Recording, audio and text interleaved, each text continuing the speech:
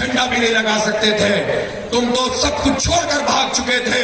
جماعت اسلامی ان کا مقابلہ کرتی تھی, ہر محاذ پر مقابلہ کرتی تھی.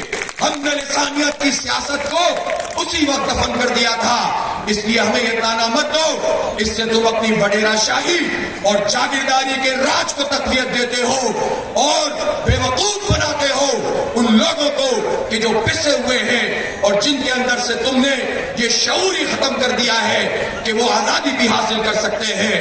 تم نے انہیں عملی غلام بھی بنا لیا ہے, جسمانی غلام بھی بنا لیا ہے اور ذہنی غلام بھی بنا لیا ہے.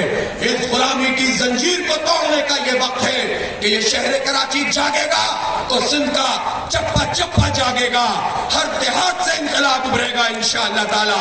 اور یہ دھرنا شہر کراچی کے 3.5 کروڑ عوام کا بھی دھرنا ہے, اور یہ دھرنا سندھ کے ایک ایک گوٹ کا دھرنا ہے. مہاجر بھی ہے اور سندھی بھی ہے, پختون بھی ہے اور بلوچ بھی ہے, اور یہاں پر پنجابی اور اس دھرنے میں ہم جانتے ہیں اس دھرنے میں میمن ہے, گجراتی ہے, بہاری ہے, تو اس کو یہ غلط رنگ دیتے ہیں. کراچی پہ قبضے کا مطلب کراچی کی ہر زبان بولنے والے پر قبضہ ہے.